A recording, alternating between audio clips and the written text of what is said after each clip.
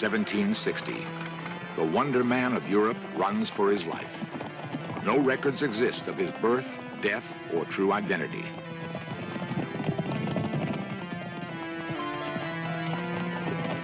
He was considered a genius in art, music, politics, and alchemy. Although he looked 40, many believed he was at least 150 years old. He called himself the Count of Saint Germain. Others called him the man who would not die.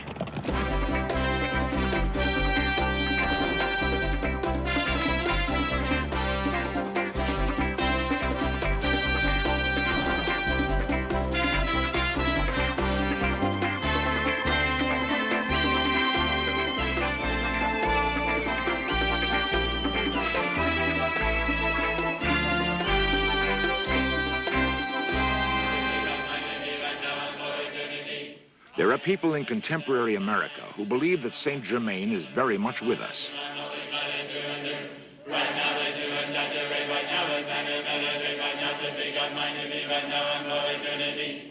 Although he was most prominent 200 years ago, they believe he has never died and never will.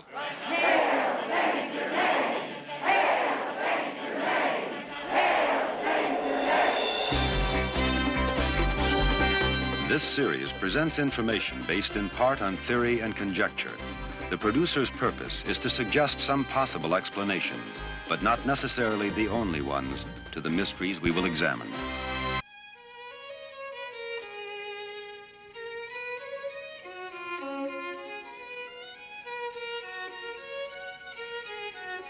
The court at Versailles in 1757 rides the last great crest of regal splendor before the French Revolution.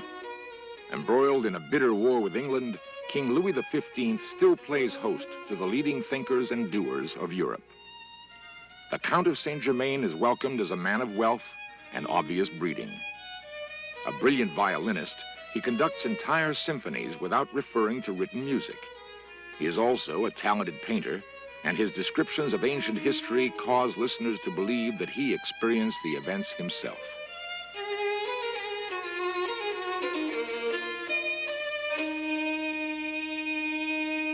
In recreations based on actual memoirs, Saint Germain fascinates the elite of France, including Voltaire, Madame Pompadour, and especially King Louis. I liked and admired the man. In his way, he was brilliant, a scientist and a historian. He amused and astounded me. Why, once he removed a large flaw from this very beautiful diamond and tripled its worth. I set him up in a laboratory at the Trianon. He used to teach me chemistry. He even said I had a natural aptitude for it. During years spent in India, Saint Germain supposedly learned how to remove flaws from diamonds and change base metals to gold. It was written that he performed both feats often enough to dissuade doubters. Skilled as a chemist, it was also rumored that he possessed a magic elixir of life. Saint Germain neither confirmed nor denied anything said about him. How old was he? 100? 200? 2,000 years? He either smiled or responded with cheerful evasiveness. He spoke at least a dozen languages so fluently that in any country he visited, he was accepted as a native. But where was he actually from? Portugal, Egypt, Atlantis? The fog-shrouded Carpathian mountains of Transylvania have hidden many legendary figures. One might have been Saint Germain as a small boy. When Prince Franz Rákóczi lost control of Hungary, his two older sons were placed under house arrest in Vienna. His third son, possibly Saint Germain, traveled secretly from Transylvania to Florence and the protection of the House of Medici. If this story, one of so many, is true, it would explain Saint Germain's extraordinary education and appreciation of fine art.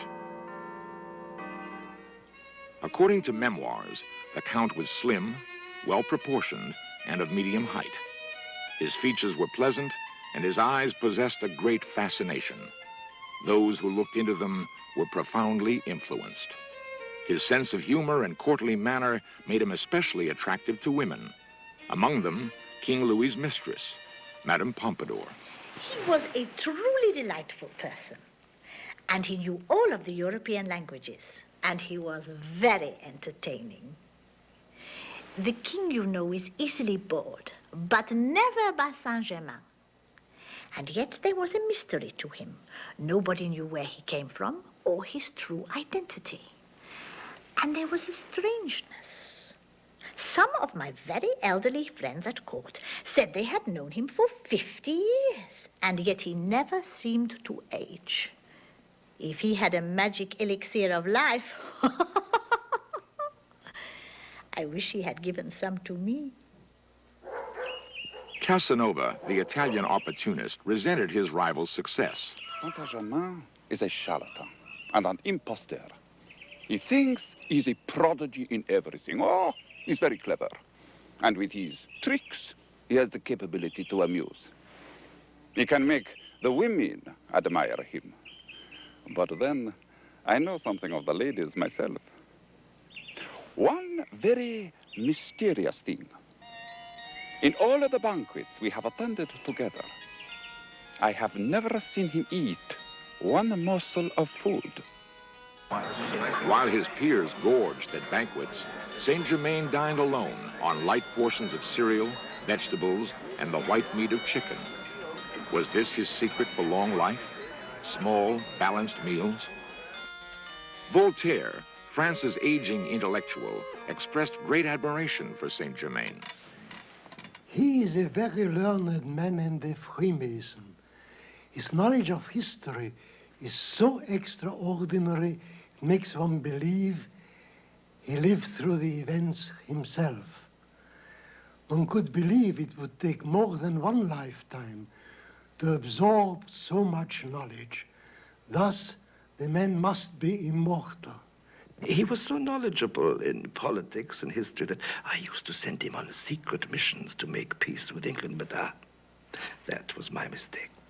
I went over the head of my foreign minister, who naturally was furious. Of course, I had to pretend that I knew nothing of the affair. Choiseul was going to arrest him, but he escaped and disappeared. Envious of Saint-Germain's influence on the king, Choiseul, Louis's foreign minister, ordered him arrested and shot as an English spy.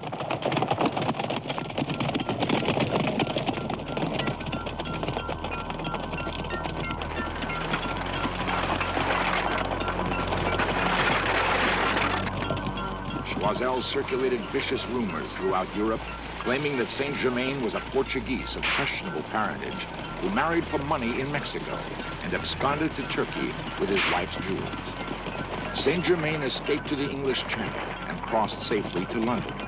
However, Choiseul's ugly stories followed him wherever he wandered, even to Russia. In St. Petersburg, Saint-Germain joined a conspiracy to overthrow Tsar Peter in 1762. Battlefield strategies brought victory to the forces of Catherine the Great. Once enthroned, the new queen rewarded him with the title General Well Done. The legend of the brilliant count preceded him to the distinguished courts and drawing rooms of Europe.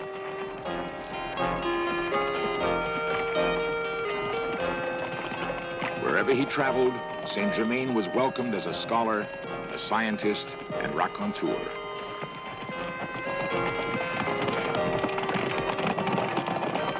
Most of his activities were shrouded in mystery, but it is known that he formed secret societies dealing with the occult and warned the crowned heads of many nations that the collapse of the French monarchy would eventually doom them as well. His one known manuscript, the Most Holy Trinisophia, written in a combination of modern languages and ancient hieroglyphics, is considered a classic of occult literature. The final years of Saint-Germain's known life were spent in Hesse-Kassel, Germany. He divided his time between experiments in alchemy and meetings of his secret societies. Few people knew Saint-Germain as well as Prince Charles, his last known confidant and benefactor. In 1784, word spread across Europe that Saint Germain lay mortally ill in the castle of Prince Charles.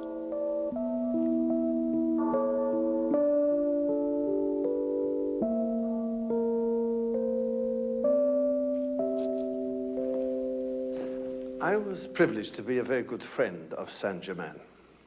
In fact, he spent his last years here in this very castle. Some time before he died, he confided in me his true identity. He was the third son of Prince Franz Leopold Rákóczi of Transylvania. When the Austro-Hungarian Empire absorbed his enormous estates, he spirited his third son away to Italy, where he was looked after and brought up by the Medici family and attended the University of Siena. This, of course, was one of the reasons for his very charming demeanor, his aristocratic bearing, his wealth, and his great knowledge. Unfortunately, he died here in this castle. Did Prince Charles attend the funeral? No. Now you come to mention it, I didn't. I was away at the time.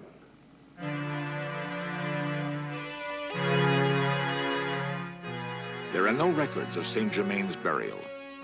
10 years later, he was sighted in Paris at the height of the French Revolution. Sightings continued well into the 19th century, and for some, continued today. Elizabeth Clare Prophet, leader of the Church Universal and Triumphant in Pasadena, California, believes that Saint Germain speaks to the world through her. Who was Saint Germain is really a very important question for America and for freedom-loving peoples in every nation today.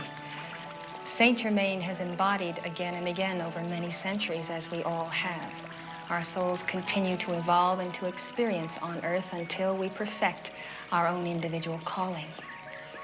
Back in the days of Atlantis, Saint Germain figures as a priest after the order of Melchizedek.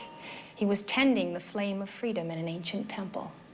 Word came to him from his teacher that the continent would sink, and he was told to travel from the continent by ship to go to Europe in what is now the area of Transylvania, in the Transylvanian foothills, to plant the flame of freedom. Transylvania was in Hungary and is now in Romania. Saint Germain did this, and the placing of that flame of freedom there was the beginning of the House of Rákóczi, the royal house of Hungary. According to Mrs. Prophet, this is just the beginning of a series of fantastic lives.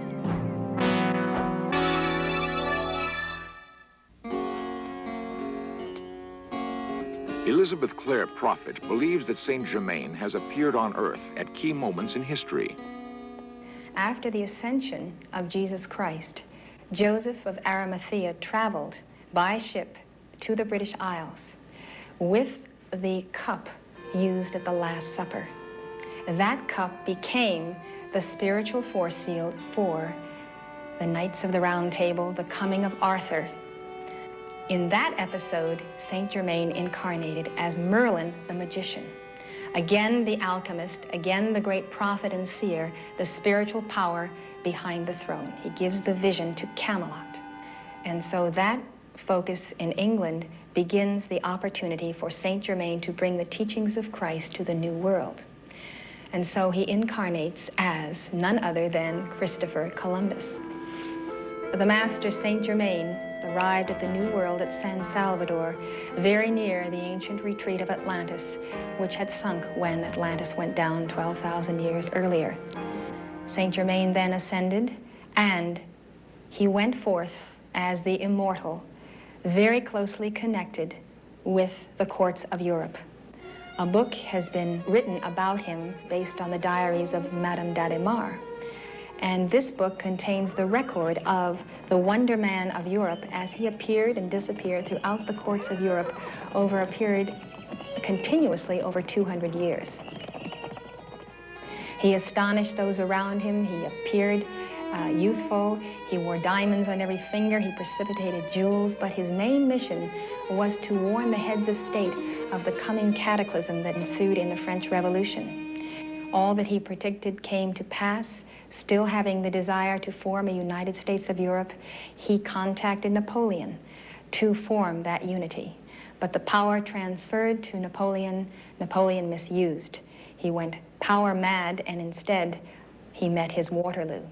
Dr. Peter Ryle, professor of European history at UCLA, holds a different viewpoint.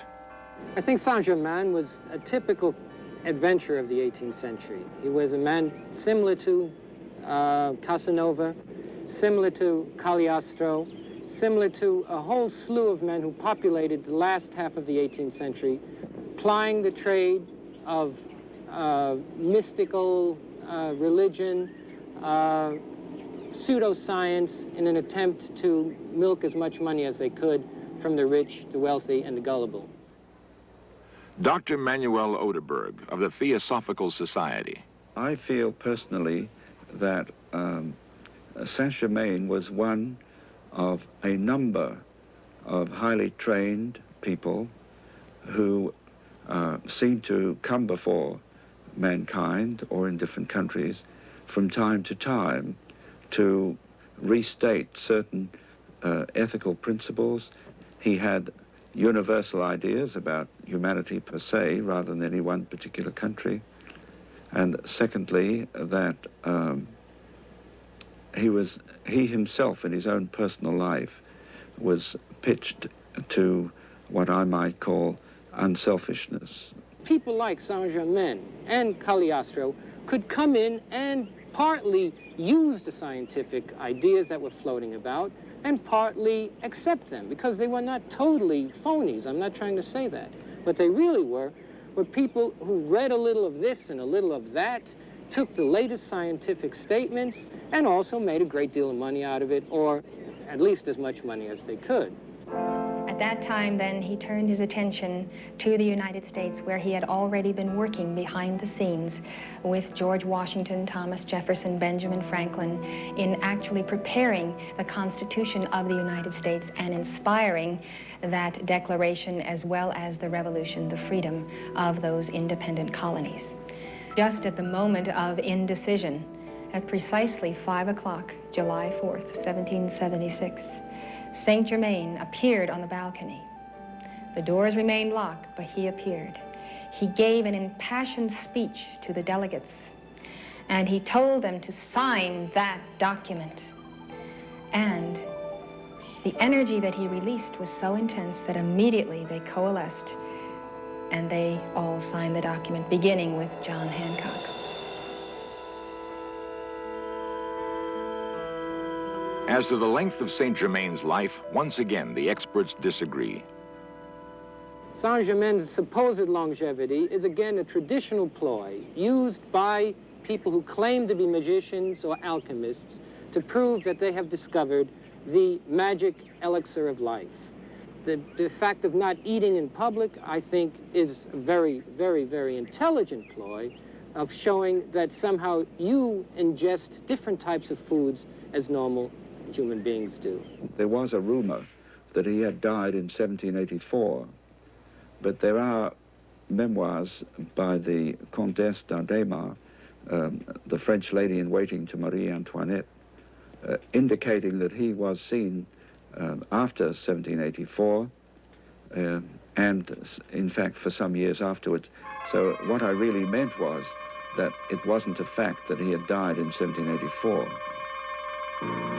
Saint Germain, Saint Germain, Saint Germain. All hail the Knight Commander, all hail Saint Germain.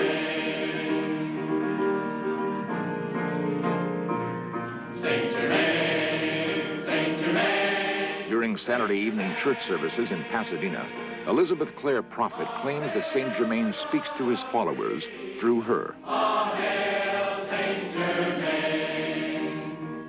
I am the keeper of the flame of freedom for every nation.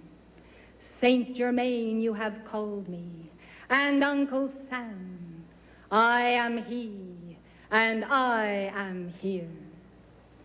I am in the flame of the holy science, and of that religion which is yours to claim. Yes, I come, a believer and a teacher of the law of reincarnation. The law of the coming again and again of the soul is your cosmic justice. It is that cause of freedom whereby you understand that the goal and the calling of America and every true free nation is to lead mankind into that way of higher consciousness.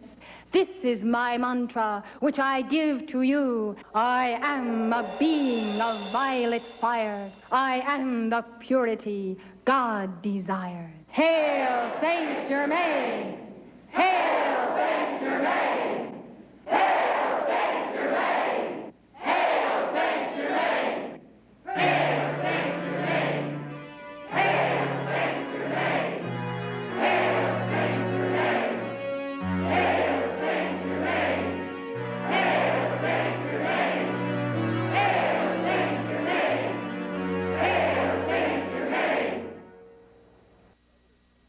Evidence recently discovered in the library of the British Museum indicates that Saint Germain might well have been the lost third son of Prince Rakoczy, born in Transylvania in 1694. If he died in Germany in 1784, he lived 90 years. The average life expectancy in the 18th century was 35 years. 50 was a ripe old age. 90 was forever. We can account for those 90 years with a reasonable amount of confidence. Saint Germain's lives before and after that, however, are a matter of faith.